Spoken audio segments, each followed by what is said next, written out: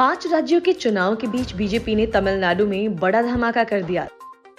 तमिलनाडु निकाय चुनाव में चमत्कारी प्रदर्शन करते हुए बीजेपी द्रमुक और अन्ना द्रमुक के बाद तीसरी बड़ी पार्टी बन गई।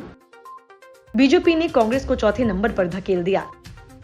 तमिलनाडु के निकाय चुनाव में मिली बढ़त के बाद भारतीय जनता पार्टी के हौसले बुलंद है। तमिलनाडु में मिली बड़ी जीत के बाद बीजेपी ने राहुल गांधी पर निशाना साधते हुए तंज कसा है। असल में राहुल गांधी ने संसद में कहा था कि बीजेपी तमिलनाडु में कभी भी शासन नहीं कर सकती है। उसके इस बयान को याद दिलाते हुए बीजेपी ने कहा कि हाल में हुए चुनाव के परिणामों ने कांग्रेस की इस तरह की धारणा बदलकर रख दी है। द्रमुक और अन्ना द्रमुक के बाद बीजेपी अब कांग्रेस से आगे तीसरी सबसे बड़ी पार्टी बनकर उभरी है। बीजेपी उन क्षेत्रों में जीती जहां उसे पहले कभी जीत नहीं मिली थी। हाल में हुए निकाय चुनाव में बीजेपी ने 230 नगर पंचायत वार्ड, 56 नगर पालिका वार्ड और 22 निगम वार्ड जीते हैं, जिसमें ग्रेटर चेन्नई निगम का एक वार्ड भी शामिल है। वहीं 20 से अधिक वार्डों में बीजेपी डीएमके के बाद दूसरे स्थान पर रही है।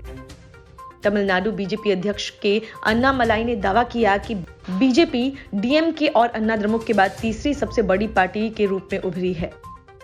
बीजेपी आईटी सेल के प्रमुख अमित मालवीय ने तंज कसते हुए ट्वीट किया और कहा, अभी कुछ दिन पहले राहुल गांधी ने संसद में भविष्यवाणी की थी, बीजेपी कभी तमिलनाडु पर शासन नहीं करेगी। मुझे उम्मीद है कि यूएलबी चुनावों ने उनकी इस तरह की धारणाओं को दूर कर दिया है। बीजेपी अब कांग्रेस से आगे डीएमके और एआईडीएमके के बाद तीसरी सबसे बड़ी पार्टी है। इन चुनाव में बीजेपी उन क्षेत्रों में जीती है जहां वह कभी नहीं जीती। राहुल गांधी ने अपने संसद भाषण में विशेष रूप से तमिलनाडु का उल्लेख किया था और पीएम मोदी पर तीखा हमला करते हुए कहा था कि पीएम मोदी एक राजा के रूप में कार्य करते हैं और ऐसे में वो उन राज्यों का विश्वास कभी नहीं जीत सकेंगे जहां उनकी पार्टी नहीं है। राहुल ने कहा कि यदि आप संविधान पढ़े तो आप पाएंगे कि भारत को राज्यों के संघ के रूप में वर्णित किया गया है। भारत को एक धारणा के रूप में नहीं बल्कि राज्यों के संघ के रूप में वर्णित किया गया है। इसका मतलब है कि तमिलनाडु के मेरे भाई को यूपी के मेरे भाई के समान अधिकार होना चाहिए। तमिलनाडु के मुख्यमंत्री एमके स्टालिन ने ट्वीट कर कहा था कि प्रिय राहुल गांधी, मैं सभी तमिलों की ओर से संसद में आपके जोशीले भाषण के लिए भारतीय संविधान के विचार को जोरदार तरीके से व्यक्त करने के लिए धन्यवाद देता हूँ।